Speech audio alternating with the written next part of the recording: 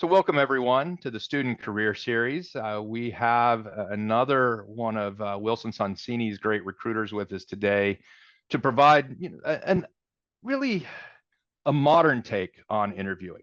So Hedvy Greg is joining us from the San Francisco office. Again, I think it's important to know that you'll find recruiters in different offices. Each brings different skill set. Each brings real local knowledge. So always important to know the local recruiter, not just the recruiter from the national level. But today wanted to talk about something that really has changed over my lifetime. I've done hundreds and hundreds and hundreds of interviews for summer associates and associates through the year, lateral associates through the years. But video interviews really came up lately, and they're not going away because they really do provide something good for students. They provide something good for law firms. They're easier to schedule. They keep people from having to fly around, travel so much, so it's better for students in their schedules. And from everything I've seen, they're just as effective and maybe even more effective because you get to interview with the people that you need to interview with rather than the people that happen to be in the office that day and that aren't traveling for a deposition or some kind of court case, or in the corporate world, whatever corporate lawyers travel for. Is it a litigator? I'm not sure. But this is a real piece to know about. And there are some differences. There are a lot of similarities. But I'm really excited to learn about those differences today. So Hedvy, thank you for joining us. Thank you for sharing this. I know you've seen so much of this. Thank you, Wayne. Thank you so much. Yeah, so you were speaking a little bit about the differences between video interviews. Mm-hmm. One of them that you mentioned is, of course, flexibility in scheduling. That is a positive for not only the interviewer, but of course, the student that is interviewing. And then an in-person interview allows for more direct and natural observation of nonverbal cues. So that's a big difference with video interview and in-person interview, but nonverbal cues are still visible during a video interview. So if you speak with your hands, use your hands. I speak a lot with my hands. And so those are still there, but that is one difference between like a video interview and an in-person interview. And then of course, you mentioned it a little bit in your intro, but the candidate does participate from a location of their choice.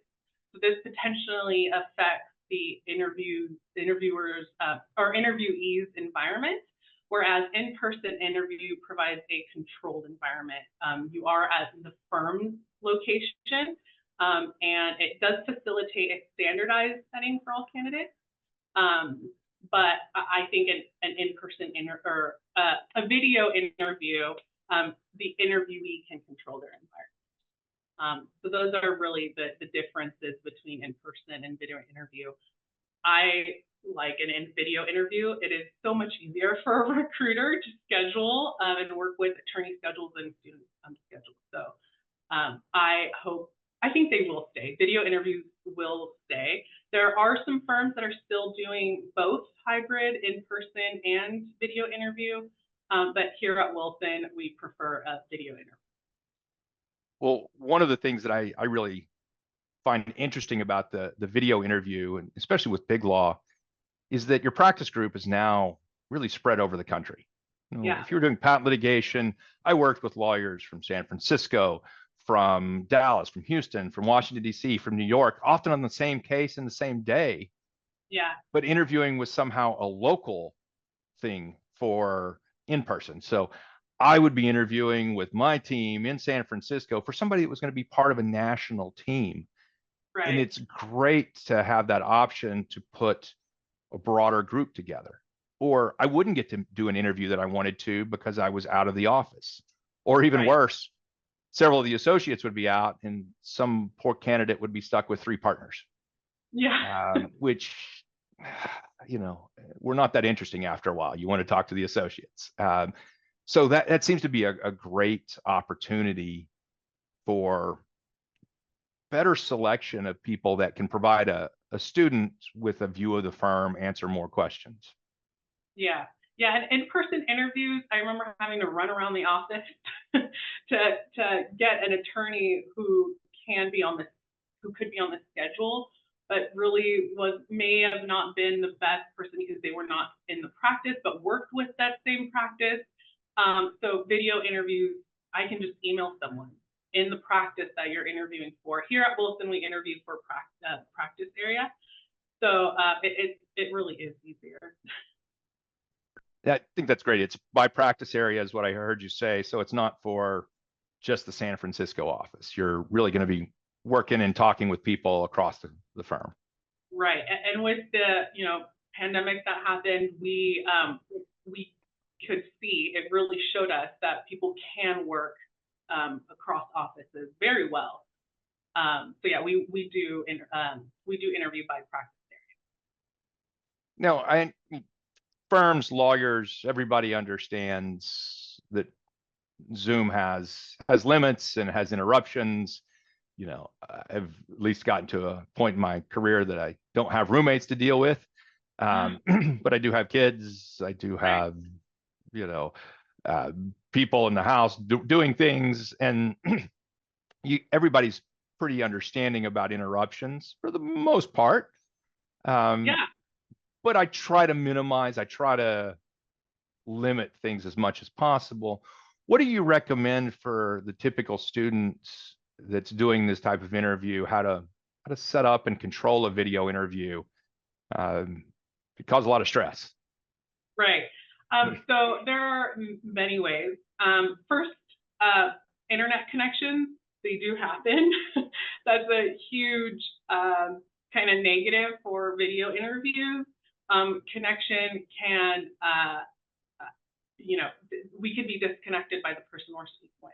So because of tech issues. So when that happens, I would email the recruiter to let them know, and then also have your phone with you in case you can hop on video on your phone. But that's more like if there are tech issues, right? But to prepare for a video interview, I would obviously rehearse, right? Practice, and you could practice with a teacher or one of family or friends. But before all of this, you want to research the firm. You research the attorneys you're meeting with, the client and matters that they're dealing with, just so to show the attorney that you are interested in the firm. And then you want to arrive early to the video interview so you can make sure that the audio and video are working perfectly fine. Another way to prepare for the interview is to have the platform that you're using. In this case, we're using Zoom. Have the window of that platform go right underneath the camera so that it looks like you are actually speaking face-to-face with the attorney. There are some students where their camera is here, but the window is over here. So then it looks like you're not really looking at the attorney, and that can be distracting for them. So that's another way to prepare for the interview. I may add something there. This is no different than litigators doing depositions or court hearings. It's interesting how distracted people get when eyes aren't on them. Yeah. And you don't know that, but if you think normal conversation, you're looking at least in the general direction of someone. Right. And it's incredibly distracting. No matter how accustomed to it you are, how understanding you are, it seems a little strange. So that whole thing about arranging the window. So I've got a big monitor. I don't make it this wide because then, it's not clear where I'm staring, up, down, but shrink it, put it under the camera. The nice thing about that is you can put your notes underneath that, and the eyes don't have to move much. So it's a wonderful security blanket. So something a small matter, but it makes a huge difference. And until you're on the receiving end, you don't recognize how it looks. Right. And you, as the interviewer, you are looking at the attorney, right? But just because that small change of the window not being right underneath the camera, it really makes the interviewer feel like you're not in it. You're not into the interview. You don't even want to interview. So then they kind of give up on you as well. So that's a very important tip. And then another way to prepare, for the interview is accepting that you will be nervous. You may be nervous. Feeling nervous is normal. I think attorneys know, like, okay, this student, this is probably their first interview. They may be nervous, and that's okay. We all feel that way. So just accepting that you may be nervous on the call, and just be yourself, really. That sounds cheesy, but it's true. Well, and it's no different than in person or video. It's not going to feel magically better because you're in your environment, your home, your apartment. It's the same level of stress. And I can even tell you from doing court hearings, same level of stress, one way or the other. You may miss out on some of the calming things. So, if I was doing a court hearing, normally got to drive to the courthouse. So I've got to go through security, and then I've got to go up the elevator, and then I've got to walk to the courtroom. I've got to sit in the courtroom and wait for things to be called. I've got this entire time frame to get my mind focused and right. And I always felt better when I sat down because I'd been thinking about the hearing, or I had not been thinking about the hearing because I was thinking about nothing. I was calm, just enjoying what was around me.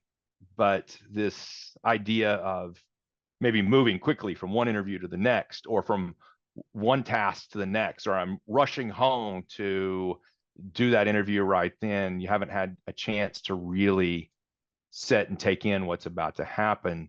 So I know for hearings and those types of things, I would always make sure I had time before, blocked, cleared, that I could do whatever I wanted to. And if that was just walk around the house, great. I had my routine for calming myself because I developed it through the years as in-person hearings, but I started replicating. So something to think about. If you just pop on after doing something else, you haven't had time to calm down. Yeah. And I think you can do all that. I mean, not drive and walk, but I think you can do that before video interview. Make coffee, go for a walk, set up your space before the call, set up lighting, make sure that the light is not behind you, but in front of you. That's one thing that students do sometimes. It's like they're sitting in front of a light and then you just look dark. Witness protection. You can't really see the interviewer or the interviewee. Just preparing for that up until the moment. Don't just hop on the call. And no one will ever complain about logging on early either. Just like, again, showing up for a court hearing, you don't walk in at 12 o'clock for a 12 o'clock hearing. You're there at 11:45. And just the same type of thing really matters. And it is calming because you know that Zoom has already updated itself. It's my personal favorite, the 12-minute Zoom update. And at Wilson something, I don't know if other firms do this, but the recruiter who schedules the calls, we hop on about 5 to 10 minutes before the interview. So there's this, kind of lull of obviously you can ask the questions, and as recruiters, we do want students to ask those questions. But you can hop on, you have 5 to 10 minutes to kind of get in the mindset that, okay, I'm going to do an interview. And you're not hopping right at the time when it's like, pop, there's an attorney, and you're like, it can be a little overwhelming. Well, and that's something that I should push out there. My experience over 30 years is that the recruiters are your best friend as an interviewee. I don't care if you're a summer associate, a lateral associate, or a lateral partner. The recruiters are really your best source of information, and they're there to help and make things go smoothly. They're not going to make the final decision, but they're there to help unless it's no. I've seen a lot of recruiters that can say no because they'll say, look, this person was a jerk. This person did this, this, and this. That's not the kind of individual we want. But most people aren't bad, and most people aren't that. But most people have questions and they don't know who to ask, or they're too embarrassed to ask. The recruiter is the absolute right person to ask. And I can tell you, as the partner often doing the interviews, I went to the recruiters with my stupid questions and say, hey, what do I need to do here? And they're just a wealth of information because they see lots of interviews, they see lots of different associates and partners, they see good things, they see bad things. There's really no one that you'll come across that has more knowledge to share. But it seems that a lot of summer associates don't ask because they don't realize the knowledge is there, or they're embarrassed to ask. If you've got a stupid question, recruiters are the best place to go, because I guarantee you, well, if you can ask a unique stupid question, you probably deserve a prize. There aren't many of them that I would imagine that would surprise you. Right. And there are students who don't know what to ask because they, everything's very new to them. But they can ask the recruiter, what can I do to prepare? What, those kind of questions. They don't have to be very specific. Or, you can just simply say, like, share your knowledge of the people that I'm going to meet with. I'd love to know how these attorneys are. Yeah, I don't think a lot of students really take advantage of asking questions to the recruiters, and it can be very helpful. It is very helpful. But to be clear, the recruiters aren't your primary source of information. You need to be doing that research beforehand, right, and then right, supplementing with process or individual things that you can't find elsewhere. And don't waste people's time with what you can look up through, right, NALP directories or online. Right. I meant like more personality. Yeah. How are these people? Because there are attorneys who don't present their personality on the video. And sometimes it can be scary for the student if an attorney is very stoic. And I'm like, I swear this attorney's funny. You just really have to get to know them, that kind of thing. But yeah, it's more like personality wise, like, give me tips. Well, it's a wonderful, wonderful piece of advice that people will be better off. And plus, it's another calming technique. It just gives you that last piece, lets you focus on getting ready for somebody popping on. But you're right. There's nothing more disturbing than popping on and everybody's on the other side already. And you've got 30 seconds to go. Yeah. Okay. So I wanted to ask about something that often isn't talked about, and that's the multi-person interview. It's jarring enough walking into a multi-person interview in person. How does it compare when you're doing it online? And now all of a sudden you have to put up the Brady Bunch squares and you're dealing with multiple people. I think it's fairly the same as a one-person interview. It's just now you have two squares to look at, and it's okay if your eyes deviate from one side to the other. The attorneys know you're just kind of looking at them both. But I don't think it's any different. Maybe it's just a little more overwhelming because they're now two people. But I think one attorney will probably do more, like ask more of the questions than the other. And we try at Wilson, we try to put attorneys that have kind of, they know each other, so it's a little easier for them to go back and forth with questions. It's a little awkward if the attorneys don't know each other, or I mean, they usually do. But I'm just saying, worst case scenario, we put two attorneys that haven't really worked closely together, and they don't know when to like go in. Like, okay, is this person done with their question? But for the interview, I think it's the same as having just one or two people interviewed. It's pretty the same. So one of the things I would always tell people on a multi-person interview, and this is a pet peeve of mine when I interviewed people, and it usually ended anybody's career chances that I would. What is it? So, I would always, the associates on my teams were important. And in fact, their judgment on hiring people, if they said no, and I thought you were a great candidate, we went with no. If they said yes, and I thought you were a terrible candidate, unless there was something I knew that they didn't, I always deferred, always deferred. And I was ferociously protective of people that were abusive, clients that abused my team or interviewees. And I think sometimes law students think that the partners are all important and those around them aren't. So I've Right. seen people would give me a long answer and a short answer to somebody else, an associate on the team. And I'm like, nope, I've learned all I need to know about you. We're done. Yeah. Oh, yeah. So you've got to treat everybody the same on these. And, and if that goes wrong, then maybe that's not the people you want to work with. But you've got to be the same. And people, I think, sometimes attribute too much weight to the partners and that I've got to impress the partner. Mm-hmm. No, you don't do that by ignoring someone else or not even maliciously. Right.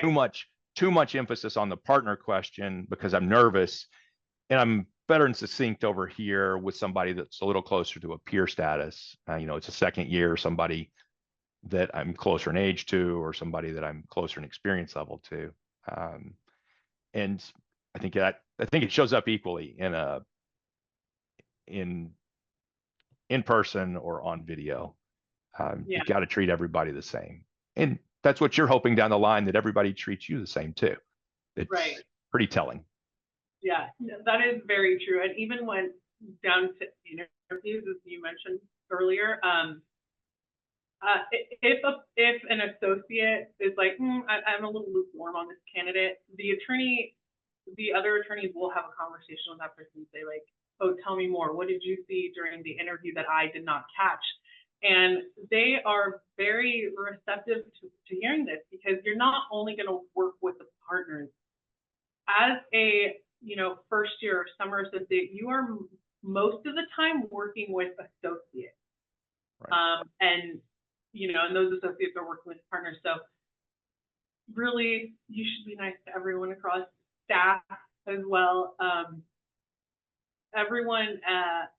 Everyone should be treated equal, because everyone will talk. They'll if an associate says, oh, during the interview someone said something really weird, I wasn't, it made me uncomfortable or whatever, like we will hear all conversations. And if one person's like not really feeling someone, it may not be great points towards the interview for the candidate.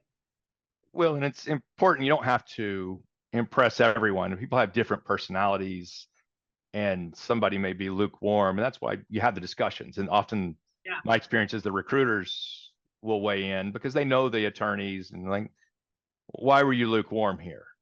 Right. Well, they didn't show up in a coat and tie, and I insist that people show up in a coat and tie. Like, oh, okay, well, we say that people shouldn't show up in a coat and tie. Understand. Other than that, how'd you like the candidate? Love the candidate otherwise. Right. So recruiters know how to smooth some of those oddities of lawyer personalities to make sure every candidate gets the same look on it. But if multiple people start pointing out the same character flaw, like this person is only nice to people up, not down. This person, only was nice to anybody in the interview, not on the way in the door.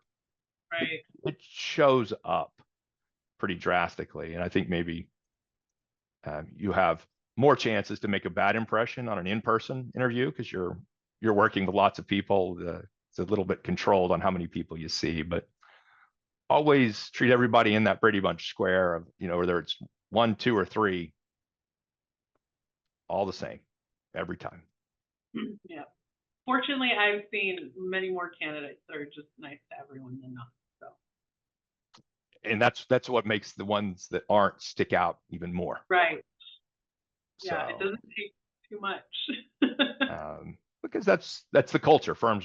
A lot of firms want that going forward. and they're looking for bad habits early on that are not compatible. So Right. it's a team sport. I keep saying that over and over. The modern big law practice is a team sport, and if you can't be a team player, there's really no role. And Yeah. for most groups. Yeah, I agree. So here's something that's fun, that's changed through my life quite a bit. How do you dress for a video interview? First, I mean, how do you dress for a typical interview? And I think this is going to vary whether you're working with Davis Polk in their New York City office Right. or Wilson Sonsini in their Palo Alto office. Right. Yeah, I was just gonna say that. New York offices may be different than Bay Area offices. I would, number one, ask the recruiter. But for Wilson Sonsini, and this is across all our offices, I would say just business casual, more on the business side and the casual side, but you do not have to wear a suit and tie. A nice button up, a nice shirt, always best. Yeah, I think the candidates who do wear suit and tie will stand out a little more, but it's more like, oh, you didn't have to wear that, right? It's more of those kind of conversations. Obviously, it's not a negative point for you, but here at Wilson, we're a little more business casual. And I think that is one of the things that's changed, because I still distinctly remember when I went to interview, I needed a suit and tie. Didn't have one. So I had to choose, do I eat this week or do I go buy a coat and tie? Just because it was needed for that. It does open up the field a little bit more, makes it a little easier for people to go into this process, especially when you're traveling or for in-person interviews. And it's really great for video interviews, because when you're done, you can take off the button-up shirt, hang it back up, it's still pressed. Right. I may have done many meetings that way. Like, I'm wearing this now, I've got to put on a coat and tie for you, so, or a coat and at least jacket, so I can do that. It does provide a little bit of comic relief. I see so many attorneys on calls sometimes. They're just police jackets. I'm like, you're at home, of course, be comfortable. But you do have to ask. A New York firm is different than the last time I got asked about interviewing in San Francisco. What's the dress code? I'm like, well, shoes are preferred, but not mandatory. Right. I mean, I can't tell you to look better than the partners over here, and that person's not wearing shoes anymore. Right. And it happens in that, especially out here. San Francisco, a little different than Palo Alto, depending on the firm. Your New York firms out here are different than your California firms. Houston firm's going to look different than a firm here, and the recruiters will always know. Know. Yeah, I can't. And they know the style of the office. You mentioned Palo Alto and San Francisco. There are some differences. Back before the pandemic, the recruiters were like, "Oh, we wear heels." But I was like, "I never wear heels. I wear sneakers. I wear a nice outfit and then nice white sneakers." I'm like, I'm moving around too much. I can't do heels. But yeah, there are slight differences. So I would ask the recruiter. In our Salt Lake City office, there's a partner who said, "I don't care if you come in shorts and flip flops as long as you're doing the work." I don't know how much he means that. But again, across the firm, I think we're pretty business casual. Well, and it's just a question you've got to ask. Like the last firm I was with, the Houston, Dallas offices were much more formal. And they were appalled when they came to California. And I remember them saying, "Well, there's a dress code here." I'm like, "That's nice." Yeah. Thank you. Like, well, you can't wear jeans. I'm like, want to bet? Yeah. And of course, I mean, I'm a senior partner. I can push on that. But then, no, you're not bringing a little of that here. And then they're like, "Okay, that's standard out here." So it changed. But the interesting thing would be for a video interview. I would tell anybody now, if you're going to have multi offices, you really have to ask the recruiter, okay, I'm interviewing for a job in San Francisco, but I'm going to be interviewing with people from Houston, New York, and Washington, D.C. What does that mean? And Right. there's not a soul alive that knows the answer other than the recruiter you're talking to. Yeah. I think if that ever would happen, I would err more on the business side. Right. Go more business. You can never go wrong if you just, it's business, if you're Yes. a tire. You can never go wrong with that. I think that's good. Most of the time, a jacket and a shirt will get you through anything. Yeah. Or a tie and a shirt without a jacket. One of the Right. two of the three. Maybe a jacket without a shirt would be a problem, but you get two of the three in there, and you're going to be fine. Right. But the East Coast is different, very different, and especially with lateral partners coming to new firms, they bring a little bit of the old world to them, but not as much anymore. Not as much. Yeah. If you interview in the San Francisco office, you probably look strange in a suit anymore. Yeah, attorneys don't wear suits unless they're going to court right after they leave the office. That is it. And so some like litigators will have a coat hanging in their closet, and I'll just grab it and go. And then there, I've heard some attorneys be like, "Are you going to court? Like, where are you going? Why are you wearing a suit?" It's that odd to see an attorney in a suit, or like, oh, okay, he's in a suit, or she's in a suit. They're going to court. About 10 years ago, I adopted the motto that I only wear ties for people that can put me in jail. And so if I have to put a tie on, I'm going to see a federal judge. So yeah. And so you get a lot of leeway. So this discussion on this piece got a little bit long, but I hear students stress over this. Yes. More than they stress over their prep for understanding who they're talking to. Yeah. That is very true. During our summer program last year at Wilson Sonsini, there were a lot of summers coming up to me and saying like, what do we wear to this reception? Because during our summer program we do a retreat, and during the retreat people are very casual, but then they go to a reception afterwards. They're like, what are we supposed to wear to this reception? I'm like, a nice blouse, pants. Yeah, business casual, you're fine. But yeah, they do stress about it. Well, I wanted to talk to you kind of it's an opportunity and an oddity in video interviews or video hearings, anything, is that you have the opportunity to run multiple screens, not to check your email while you're doing this, never do that, right. But to take notes or read your notes. Right. And there are some oddities if you're looking down, if you're doing different things. How do you advise people to handle reading their own notes if they have questions they want to ask, or taking notes so they can remember who said what? Yeah. So I think because we can have multiple windows on our computer, you can have notes like behind the video, and then kind of just set up your windows so that you're still, to the interviewer, you look like you're like looking at them, even if you're reading your notes. Or you can just communicate with them, say like, oh, I have some questions that I prepared, and kind of like look to the side, but communicate with the attorney that you're doing that so that they don't think you're distracted. That goes the same if you are a person who writes notes with your pen and paper. You are looking down when you're writing with a pen and paper, and that can also be distracting to the interviewer. I have had one attorney come up to me at an event and say, can you let the students know not to take notes? They don't need to take notes, right? But this could be different for any attorney that you're meeting with. That specific attorney was like, it's just so distracting, and I don't know if they're paying attention or not.